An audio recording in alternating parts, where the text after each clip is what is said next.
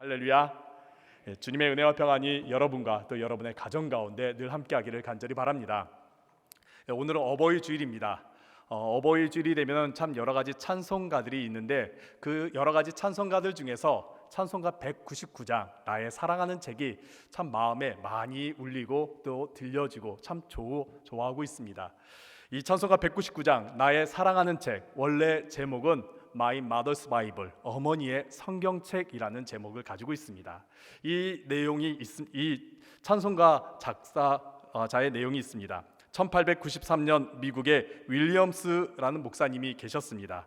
그분은 당시에 유명한 부흥사셨습니다. 여러 곳을 다니면서 말씀을 전하셨던 분인데 보스턴에서 큰 집회가 있어서 말씀을 준비하던 중에 이제 말씀과 함께 결단의 찬양과 같은 찬송가를 준비하는데 그때 당시에 준비했던 말씀이 성경에 관련된 내용이었습니다. 그래서 이 성경에 관련된 내용의 찬송가를 찾고 있었는데 그 당시에는 이제 많지가 않았다고 합니다. 이 말씀과 성경에 대한 찬송이 있었으면 좋겠다라고 싶어가지고 함께 동역했던 찬양 사역자인 찰스 틸만 목사님에게 성경에 관련된 말씀에 관련된 좀 찬송가를 만들어주세요 라고 요청을 드렸더니 그 틸만 목사님께서 윌리엄스 목사님에게 이렇게 말했습니다. 목사님께서 가사의 글을 좀 써주세요. 그러면 제가 거기에 멜로디를 넣어드릴게요 라고요. 그래가지고 윌리엄스 목사님은 잠시 생각에 잠기다가 어떤 가사를 써면 좋을까라고 그렇게 여러 생각을 하시다가 옆에 있던 성경책을 보게 되었습니다. 그 성경책이 어머니가 물려주신 성경책이었습니다. 어머니가 돌아가실 때에 자신에게 물려준 성경책이었던 것이죠. 그 낡은 성경책을 유심히 바라보면서 글을 써 내려갔던 것이 바로 My Mother's Bible, 어머니의 성경책이라는 그 가사의 글이 되었습니다. 자신의 어린 시절에 성경책을 읽어주시고 또 성경 말씀을 들려주셨던 그 어머니, 그리고 항상 말씀을 읽으시던 어머니, 그리고 그 말씀 읽으시며 눈물을 흘리셨던 어머니의 모습에 대해서 글을 써 내려가던 가운데 울컥 눈물이 터지고 말았던 것이죠. 어머니가 그리워서도 있었지만은 그 헤어지고 낡은 성경책 안에 어머니의 기도가, 어머니의 눈물이, 또 어머니의 그 아름다운 신앙의 모습이 담겨 있다 보니까 그 어머니의 모습 가운데, 그 어머니의 모습으로 말미암아 자신이 이렇게 하나님의 말씀 가운데 섰다라는 것을 발견하고서 눈물을 흘리게 되었던 겁니다. 그러면서 이제 찬양의 가사를 쓰면서 4절에 이렇게 그분이 고백합니다. 영어 가사를 보니까 이렇게 고백이 되어 있는데 내용이 이렇습니다. 많은 시간이 흘러갔습니다. 그러나 저는 그때를 기억합니다. 어머니가 들려주신 말씀들을 기억합니다. 그 말씀들이 지금 나를 인도합니다. 그리고 저는 어머니가 들려주신 말씀들을 마음에 간직하며 그분의 뜻을 따르려고 합니다 라고요. 사랑하는 성도 여러분, 우리는 정말 좋은 부모님이 되기를 원합니다. 그리고 우리의 신앙이, 우리의 믿음이 우리의 다음 세대들, 우리의 자녀들에게도 잘 전달되기를 참 원합니다. 그런데 그게 참 쉽지가 않아요. 분명 우리의 어머니 세대, 우리 할머니 세대들은 많은 것을 배우지 않았음에도 불구하고, 정말 우리보다 신앙생활이 더 많지가 않았음에도 불구하고 귀중한 신앙의 유산을 물려주셨습니다. 그런데 우리는요, 어떻게 된 영문인지 그 신앙의 유산을 물려주는 게 어렵다고 느껴질 때가 많이 있습니다. 왜 그러는 것일까요? 어떻게 해야 되는 것일까요? 더불어 우리가 자녀들, 우리의 다음 세대들을 잘 양육하기 위해서는 어떻게 해야 되는 것일까요? 아마 많은 부모님들이 이러한 고민 가운데 빠져 계실 겁니다. 건강하게 키워야 하는 것인가? 아니면 바르게 키워야 하는 것인가? 아니면 똑똑하게 키워야 하는 것인가? 세상의 리더로서, 아니면 세상에 적응을 잘하는 자로서, 아니면 창의적인 자로서 키워야 하는가? 여러 가지 고민이 많이 됩니다. 예전에는 무조건 사랑해야 된다라고 하였는데 어느 순간부터 자녀들에게 적절하게 좌절을 줘야 된다, 실패감을 줘야 된다, 그래야지 자기 주도성과 자립을 할 수 있다라는 그런 말을 하면서 무엇을 어떻게 양육을 해야 되는지 혼란스러울 때가 참 많이 있습니다. 그러다 보니까 내가 자녀들을 잘 키우고 있는 건가? 그리고 내가 자녀들을 잘못 키운 것은 아닌가? 심지어 우리 믿음의 부모들은 자녀들이 믿음으로 잘 성장하지 못한 모습을 보면서 내 믿음이 부족한 건 아닌가? 그러한 고민에 빠질 때가 많이 있습니다. 그러면서 우리의 마음은 참 무겁지요. 그렇다면 우리가 어떻게 자녀들을 양육해야 되는 것일까요? 또 우리가 어떻게 우리의 이 믿음을 다음 세대들에게, 우리의 자녀들에게 잘 전달해 줘야 하는 것일까요? 오늘 본문에서는 어떻게 말하고 있을까요? 오늘 본문 시편 78편은 이스라엘의 역사가 담겨져 있는 역사 시편, 교훈시를 담고 있습니다. 이스라엘의 역사를 돌아보면서 다음 세대에게 믿음을 잘 전달해야 되는 사명이 담겨져 있는 시편의 내용이 담겨져 있습니다. 72절이라는 꽤 긴 내용이 담겨져 있는데 그 내용들을 자세히 살펴보면은 출애굽 관련된 내용들이 담겨져 있습니다. 이스라엘 백성들이 출애굽한 내용들이 담겨져 있는 것이죠. 그러면서 이러한 내용들을 숨김없이 다음 세대에게, 자녀들에게 다 잘 전달하라고 오늘 시편에서 말하고 있습니다. 보통 우리들이 경험했던 것들을 다음 세대들에게 잘 전달하려고 할 때에 어떠한 내용들을 전달합니까?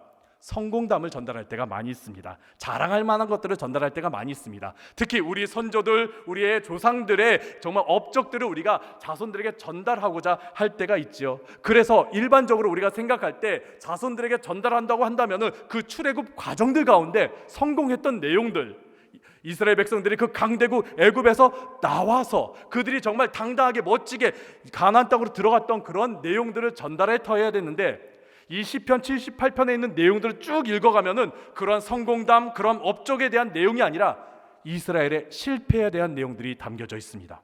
이스라엘 민족들이 하나님을 잊고 하나님을 배반하고 하나님을 원망하고 하나님께 불평한 그 실패의 내용들이 계속 반복하면서 들려지고 있습니다. 그런 내용들을 전달하라고 말하고 있습니다. 그런데 시편 78편에서 집중하고 있는 부분은 이 실패에 대한 내용이 아닙니다. 시편 78편이 자녀들에게 전달하라고 하고 집중하고 있는 내용은 무엇이냐? 이스라엘이 배반했을지라도, 이스라엘이 하나님을 잊었을지라도, 그들이 실패했을지라도 하나님은 신실하시다. 하나님은 우리를 잊지 아니한다. 하나님은 우리에게 변함없는 사랑을 나타내 주신다. 이것을 전달하라고 말씀하고 있습니다. 우리가 다음 세대들에게 전달할 내용들은 우리가 가진 지식들, 우리가 쌓은 업적들, 우리의 성공, 그게 아니라 하나님께서 우리에게 행하신 일, 하나님께서 우리에게 베푸신 은혜, 하나님께서 우리에게 나타나신 변함없는 그러한 사랑, 바로 복음, 그 복음을 우리가 다음 세대에게 전달하라라고 오늘 말씀 가운데 나타내고 있는 것입니다. 왜 그러는 것일까요? 왜 우리가 이러한 내용을 전달해야 되는 것일까요? 오늘 본문 7절과 8절에서 그 부분을 우리에게 말하고 있습니다. 우리가 함께 7절과 8절에 있는 말씀을 함께 한 목소리로 읽어보도록 하겠습니다. 그들로 그들의 소망을 하나님께 두며 하나님께서 행하신 일을 잊지 아니하고 오직 그의 계명을 지켜서 그들의 조상들 곧 완고하고 패역하여 그들의 마음이 정직하지 못하며 그 심령이 하나님께 충성하지 아니하는 세대와 같이 되지 아니하게 하려 하심이로다. 우리가 전달해야 될 이유는 무엇이냐? 우리의 다음 세대들이 하나님을 잊지 않고 하나님께 소망을 두게 하려고 하는 겁니다. 세상에 소망을 두는 것이 아니라 하나님께 소망을 두기 위해서 우리가 자녀들에게 하나님의 은혜, 하나님의 사랑, 그 복음을 우리가 전해야 된다라는 것이죠. 우리의 자랑을 전하는 것이 아니라 나의 노력을 전하는 것이 아닙니다. 우리 자녀들에게 내가 너를 위해서 이만큼 희생했어, 내가 이만큼 너를 위해서 키웠어, 내가 너를 위해서 이만큼 했어, 나는 이만큼 성공했어, 나는 이만큼 이루었어, 그걸 우리가 전달하는 것이 아니라 우리가 전해야 될 것은 하나님이 내가 힘든 가운데서도, 내가 어려운 가운데서도, 내가 어떤 일을 만난 가운데서도 나를 붙들어 주셨어, 나를 인도해 주셨어, 나에게 변함없는 사랑을 나타내 주셨어. 이걸 우리가 다음 세대에게, 자녀에게 전달해야 된다는 겁니다. 이를 위해서 오늘 본문 가운데서 두 가지를 우리에게 요청하고 있습니다. 첫 번째는 들으라. 1절부터 3절까지 있는 말씀을 보니까 먼저 부모가 하나님의 말씀을 들어야 함을 말씀하고 있고, 또 이어서 4절부터 6절까지는 그 들은 하나님의 말씀을 자녀들에게, 다음 세대들에게 전하라라고 말씀하고 있습니다. 들으라, 전하라. 이 두 부분에 대해서 우리가 함께 말씀을 나눠보도록 하겠습니다. 오늘 말씀 가운데 우리가 자녀들에게 어떻게 믿음을 이어줘야 되는지, 그 믿음의 다리 역할을 할 수 있는지에 대해서 우리가 함께 한번 나눠보도록 하겠습니다. 첫 번째입니다. 먼저 우리는 말씀을 들어야 합니다. 우리 함께 1절에 있는 말씀 읽어보도록 하겠습니다. 내 백성이여 내 율법을 들으며 내 입의 말에 귀를 기울일지어다. 내 백성이여. 여기서 백성들은 다음 세대들보다 위에 있는 어른 세대들, 부모들을 말하고 있습니다. 그들에게 말합니다. 내 율법을 들으라. 그리고 내 입의 말에 귀를 기울이라 라고 말씀하고 있습니다. 들으라, 귀를 기울이라. 우리나라 한국어에 여러 가지 동사가 있는데 그 동사에 대해서 참 깊이 있게 다룬 책이 하나가 있습니다. 동사의 맛이라는 책이 있는데 그 동사의 맛이라는 책 가운데 이 듣는 것에 대한 이야기들이 담겨져 있습니다. 그 중에 듣는 것에 대해서 두 가지 단어를 말하고 있는데, 동사를 말하고 있는데, 하나는 귀 담아 듣다, 그리고 다른 하나는 귀 기울여 듣다입니다. 특징이 있다면 귀 담아 듣다는 다 붙여 쓰여 있습니다. 띄어쓰기가 없어요. 근데 귀 기울여 듣다는 다 띄어져 있어요. 여기에서 동사적 의미가 담겨 있다라고 합니다. 둘 다 잘 듣는 거를 말하고 있지만은 그 모습이 다르다라는 것이죠. 귀 담아 듣다라는 것은 우리가 그 말 그대로 말을 잘 담아서 귀로 듣는 것을 말하고 있습니다. 그 모양을 가지고 있습니다. 상대방의 말을 소중히 여기면서 그 말을 듣는 자세를 나타내고 있습니다. 귀 기울여 듣다라는 것은요, 기울이다라는 그런 방향성과 모습을 담고 있습니다. 그래서 상대방을 향하여서, 말하는 상대방을 향하여서 나의 몸과 나의 마음과 나의 귀가 그쪽으로 향해 있다라는 것이죠. 집중이 바로 그러한 의미를 담고 있습니다. 오늘 본문에서 들으라, 그리고 귀를 기울이라가 바로 이러한 겁니다. 하나님의 말씀을 귀중히 여기면서 들으라. 그리고 하나님의 말씀을 향해서 나의 마음과 나의 삶의 방향을 맞추어 들으라라는 것을, 하나님의 말씀에 집중하라는 것이 담겨져 있습니다. 성경은 부모인 우리에게 먼저 하나님의 말씀을 잘 들으라라고 말하고 있습니다. 왜 그러는 것일까요? 그것은 부모의 신앙이 먼저 바로 서야지만이 다음 세대들, 자녀들의 신앙이 바로 서기 때문입니다. 우리가 자녀 양육에 있어서 부모님들이 아마 이런 말씀들 많이 들으셨을 겁니다. 자녀는 부모의 등을 보고 자란다. 자녀는 부모의 뒷모습을 보고 자란다라는 말 아마 많이 들으셨을 겁니다. 이런 말이 들리는 이유가 무엇입니까? 자녀가 부모의 모습을 보고 그대로 배운다, 그대로 따라하기 때문이지요. 발달 심리학자인 엘버트 반드라라는 교수님은 이런 말을 했습니다. 아이들이 지시보다 관찰을 통해서 더 많이 배운다라는 겁니다. 우리의 어린 자녀들이, 어린 아이들이 뭔가 이것은 이거야 저건 저거야 라고 말하는 것을 통해서 배우긴 배우지만은 오히려 관찰을 통해서 더 많이 배운다라는 것이죠. 우리 아이들이요, 관찰을 해요. 어른들의 모습을 자세히 보고 있어요. 그리고서 그대로 따라해요. 우리 어린 아이들 중에서 뒷짐지고 걷는 아이들 많이 있잖아요. 할아버지하고 할머니하고 같이 많이 놀았던 친구들은요, 뒷짐지고 걷는 아이들 굉장히 많이 있어요. 또 우리의 어린 아이들이요, 모습을 보면은요, 그 부모님의 특징적인 것을 찾아볼 때가 있습니다. 이런 것에 대해서 이제 뇌과학자, 이것도 신경과학자들이 이런 말을 하더라고요. 어린 아이들의 뇌에서는요, 거울 신경세포라는 것이 굉장히 발달되어 있어가지고 타인의 행동을 그대로 따라하고 싶어하는 그런 마음, 그런 본능을 가지고 있다라고 합니다. 그래서 우리의 자녀들이 부모의 지적 수준이나 아니면 재산이나 명예보다 그 삶에 보여지는 모습을 통해서 배워간다라고 말하고 있는 것입니다. 그래서 잘들 여러분들 아시잖아요. 부모가 폭력적이라면 자녀가 폭력적인 모습을 나타내고, 혹은 부모가 친절하면 자녀가 친절한 모습을 나타낸다라는 것을 우리가 종종 들었을 겁니다. 이러한 것에 대해서 한 가지 동영상이 있습니다. 13년 전에 호주 한 아동보호단체에서 만든 영상인데 제목이 이렇습니다. Children see, children do. 아이가 봅니다, 아이가 따라합니다입니다. 이 동영상을 우리가 한번 보도록 하겠습니다. 함께 보시겠습니다. It looks like rain again today. Dark clouds gather and fill the sky. Don't know how to talk to you, just know how to say goodbye. Have you actually got a driver's license? I don't think so. Go back where you came from. Learn to speak English. Go back where you came from.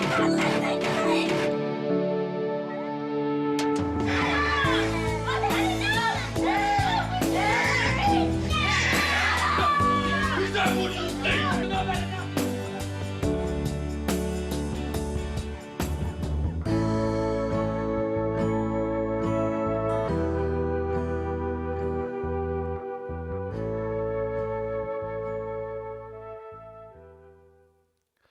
호주에 있는 한 아동보호단체에서 만든 동영상입니다.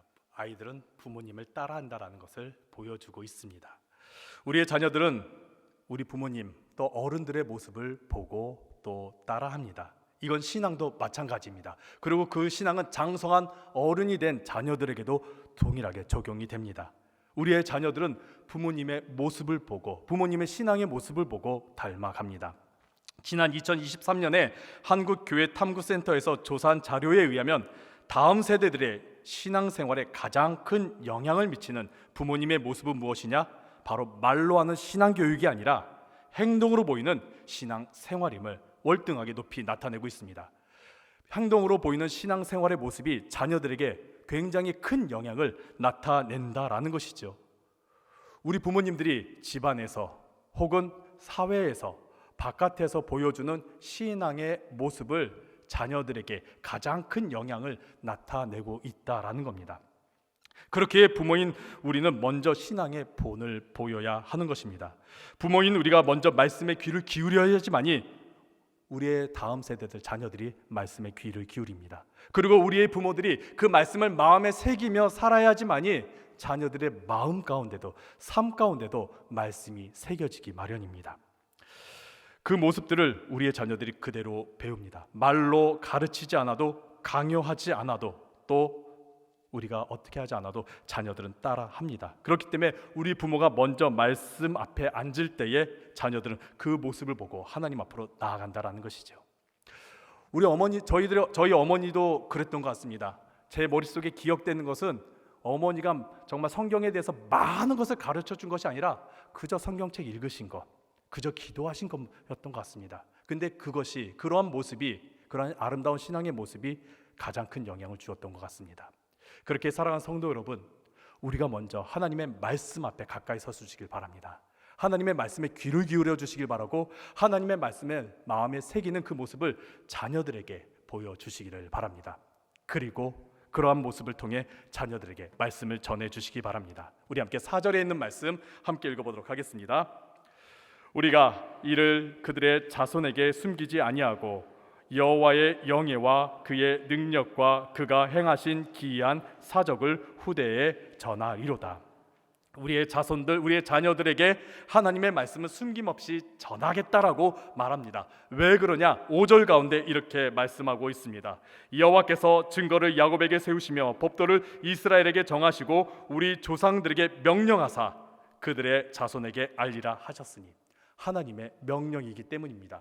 우리가 자녀들에게 하나님의 말씀을 전해야 하는 이유는 먼저는 하나님의 명령이기 때문이죠. 그리고 우리가 자녀들에게 하나님의 말씀을 전했을 때에 우리의 자녀들이 하나님께 소망을 둔다라는 것이 7절 가운데 말씀하고 있습니다. 즉 우리가 자녀들에게 전한 하나님의 말씀은 하나님께 소망을 둘 수 있는 말씀을 전해야 된다라는 것이죠. 성경에 많은 이야기들이 있습니다. 그 중에서 우리가 전해야 될 내용이 무엇이냐? 하나님께 소망을 둘 수 있는 말씀을 우리에게 전해야 됩니다.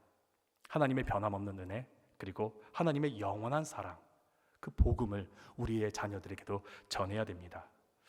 말씀을 준비하면서 제가 자녀들에게 무엇을 전하고 있는가 한번 점검해 보았습니다. 목사인 내가 우리의 자녀들에게 복음을 전하고 있는가? 하나님의 은혜에 대해서 내가 분명하게 전하고 있는가? 하나님의 사랑에 대해서 내가 정말 전하고 있는가? 내가 하나님께 받은 은혜를, 내가 하나님께 받은 그런 사랑을 우리의 자녀들에게 전해주고 있는가? 그 은혜와 그 사랑으로 말미암아 내가 변화된 이야기를 전해주고 있는가? 그러한 내용보다 오히려 자녀들에게 성경의 지식을 더 많이 전했던 것 같습니다. 그리고 주일성수, 성경 읽기, 착하고 예의 바르게 살아가기, 그리고 하나님께 우선순위를 두기, 이러한 것들을 자녀들에게 많이 강조하고 가르쳤던 것 같습니다. 물론 이러한 신앙의 모습, 신앙의 교육은요 굉장히 중요합니다. 그런데 정말 중요한 게 빠졌다라는 것이죠. 정말 중요한 게 빠졌다라는 것이죠. 미국에서 다음 세대와 기독교 가정에 대해 많은 활동을 하는 엘리즈 피츠 패트릭이라는 여성 사역자분이 계십니다. 그분이 책을 하나 쓰셨는데 자녀 교육 은혜를 만나다라는 책을 쓰셨습니다. 미국에서도요 믿음의 다음 세대들을 위해서 굉장히 많은 고민을 하고 있더라고요.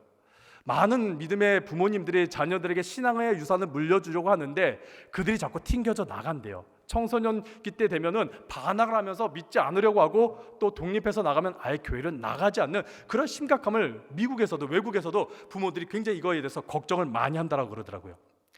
책에서 이런 부모님들을 향해 간단하게 이렇게 말하고 있습니다. 우리 부모들이 신의 산을 지나 갈보리로 가야 한다라고요. 신의 산을 지나 갈보리로 가야 한다. 이 말의 뜻은 무엇이냐? 신의 산은 어떤 곳입니까? 신의 산은 하나님께서 모세에게 율법을 주신 곳입니다. 바로 율법을 받은 곳입니다. 신의 산은 율법을 상징하고 있는 곳입니다. 그렇다면 갈보리는 어느 곳입니까? 예수 그리스도께서 십자가에 달려 죽으시고 우리를 구원하신 장소, 바로 은혜의 장소라는 것이죠. 이 말인 즉슨 율법을 지나서 구원, 복음, 은혜로 우리가 자녀 교육으로 나아가야 된다라는 겁니다. 책에서는 율법에 대해서 부정하지 않습니다. 율법적인 교육에 대해서 부정하지 않습니다. 자녀들이 주일 성수를 꼭 하는 것, 주일을 꼭 지키는 것, 말씀을 잘 읽는 것, 하나님의 백성답게 살아가고 그 모습을 나타내는 것에 대해서 기독교적인 그런 훈련에 대해서 부정하지 않습니다. 그건 꼭 필요합니다. 우리가 가르쳐야 될 내용입니다. 그런데 여기에서만 머물러서는 안 된다라는 것이죠. 여기를 지나서 갈보리, 하나님의 은혜가 있는 장소로 우리의 자녀를 이끌어 가야 된다라는 겁니다. 가뜩이나 10대들 어떠합니까? 또 청년들 어떠합니까? 권위적이거나 강압적인 교육 거부합니다. 그들에게 권위적거나 강압적으로 이거 꼭 해야 된다라고 율법적인 교육을 시키면요, 그들은 튕겨져 나갑니다. 오히려 부정적인 영향을 나타낼 수가 있습니다. 그래서 그들에게 필요한 게 무엇이냐? 바로 주님과의 만남, 은혜의 장소, 은혜가 필요하다라는 것이죠. 주님의 은혜, 주님의 사랑, 주님의 그 구원을 우리의 다음 세대, 우리 자녀들이 만나야 한다라는 겁니다. 즉 인격적인 영접이 이루어져야 한다라는 것이죠. 문제는 이건 우리의 노력을 할 수 없다라는 겁니다. 부모가 할 수 없다라는 겁니다. 부모가 노력해서 마구마구 노력해서 될 수 있는 일이 아니라는 겁니다. 주님께서 하셔야 된다는 겁니다. 주님께서 이루어 주셔야 된다는 것이죠. 주님께서 우리 자녀를 직접 만나서 그가 주님을 영접해야 된다라는 겁니다. 여러분들 우리의 신앙의 여정을 한번 돌아보세요. 내가 어떻게 변화되었습니까? 내가 어떻게 주님을 만나게 되었습니까? 주님을 영접하게 되었습니까? 내가 성경 공부를 열심히 하다가 그렇게 됐습니까? 누군가가 나를 막 신앙적으로 끌고 다니다가 그렇게 됐습니까? 알지 못하지만 어느 순간 주님을 우리가 만났습니다. 그리고 주님을 영접했습니다. 그리고서 우리가 변해서 우리가 더 깊이 주님께 기도하고 더 깊이 찬양하고 더 깊이 예배드리고 더 깊이 말씀을 읽는 것이지요. 그렇게 주님의 은혜가 임해야 된다라는 겁니다. 그 은혜의 자리로 우리의 자녀를 이끌어 줘야 된다라는 것이죠. 우리가 그러한 믿음의 자리로, 은혜의 자리로 이끌 수 있도록 우리가 디딤돌 역할을 해 주어야 되는 것입니다. 그러면 우리가 어떠한 모습을, 또 어떠한 자세를 가져야 하는 걸까요? 미국 라이프지에 선정된 20세기 가장 위대한 설교자 중 하나인 하워드 서먼 목사님이라는 분이 계십니다. 그분은 외할머니에게서 신앙의 유산을 물려받았습니다. 아버지가 일찍이 세상을 떠났고요. 그리고 어머니는 집안 생계를 위해서 자녀를 돌볼 틈이 없었습니다. 그래서 그분은 외할머니의 손에서 크게 되었습니다. 그런데 외할머니는 흑인 노예였습니다. 흑인 노예. 외할머니는 젊은 시절 흑인 노예로 힘겹게 살아갔던 분입니다. 그래서 많이 배우지를 못했어요. 글도 제대로 읽을 줄도 몰라요. 그리고 세상적인 지식도 많지 않아요. 근데 그분이 한 가지 분명히 가진 게 있는데 무엇이냐? 노예 생활을 하다가 1년에 한 번 예배를 드릴 수 있었다고 합니다. 교회 가서 예배를 드릴 수 있다고 합니다. 그래서 그 예배를 드리기 위해서 가면은 그곳에서 예배를 드리면서 찬양을 부르면서 정말 많은 은혜를 받는데 그곳에 있는 메시지는 늘 똑같았답니다. 어떤 메시지냐? 여러분은 노예가 아닙니다. 여러분은 흑인이 아닙니다. 여러분은 하나님의 자녀입니다. 노예 생활을 할 때에 또 흑인의 그 차별이 극심할 때에 목사님께서 교회에서 들려준 메시지가 무엇이냐? 하나님의 말씀이 무엇이냐? 여러분은 노예가 아닙니다. 여러분은 흑인이 아닙니다. 여러분은 하나님의 자녀입니다. 이 말씀, 이 메시지를 하워드 서먼 목사님에게 그대로 전달해 줬다는 겁니다. 그분이 흑백 갈등이 심각한 그 미국 땅에서 손자에게 서먼, 너는 노예가 아니야. 너는 흑인도 아니야. 너는 하나님의 자녀야. 비록 배운 것도 없고 아는 것도 없는 분이셨지만은 그 하워드 서먼 목사님의 신앙에 가장 큰 영향을 주었다고 합니다. 그리고 그 하워드 서먼 목사님은 이 하나님의 자녀라는, 흑백 갈등 속에서 나는 흑인이면서 저 사람은 백인이면서 막 차별로 갈등하는 것이 아니라 나는 하나님의 자녀라는 그 정체성을 가지고서 말씀을 전하셨던 겁니다. 그 말씀을 통해서 마틴 루터킹 목사님이 영향을 받았습니다. 사랑하는 성도 여러분, 우리가 다음 세대에게 또 우리의 자녀들에게 해줄 수 있는 역할이라는 것은 바로 다음 세대가, 우리의 자녀가 하나님께로 나아갈 디딤돌, 다리의 역할을 해주는 겁니다. 내가 끌고 가서 만들어낼 수가 없어요. 내가 완성시킬 수가 없어요. 그건 하나님께서 해주실 영역입니다. 우리는 그저 연결을 해 주어야 합니다. 하나님께 소망을 두도록, 하나님만 바라보도록, 하나님께 소망을 두며 하나님의 은혜 가운데 나아갈 수 있도록 우리가 믿음의 그 다리 역할을 해야 하는 겁니다. 다시 처음에 나눴던 그 나의 사랑하는 책, 그 저자, 그 작사자였던 윌리엄스 목사님, 어머니가 그랬던 것처럼 우리가 자녀들에게 물려줄 것, 가르쳐줘야 될 것, 전해야 될 것은요, 지식적인 것이 아니라, 나의 업적이 아니라 우리의 아름다운 신앙의 모습입니다. 여러분들이 지금 가지고 있는, 여러분들이 지금 기도하고 있는, 말씀 읽고 있는 그 아름다운 신앙의 모습을 전해주시기 바랍니다. 내가 많은 것을, 물질을 남기려고 하기보다, 내가 많은 지식을 전달하려고 하기보다요, 여러분이 지금 가지고 있는 그 기도의 모습을, 여러분이 가지고 있는 그 성경에 읽으면서 은혜 받는 그런 모습을 우리의 자녀와 다음 세대들에게 물려주시고 나타내 주시고 가르쳐 주시기를 간절히 바랍니다. 그럴 때에 그 다음 세대들과 자녀들이 하나님 앞으로 나아가게 됩니다. 하나님의 은혜 가운데로 나아가게 됩니다. 그 믿음으로, 그 믿음의 다리 역할을 해주시는 여러분들 되어주시기를 간절히 바랍니다.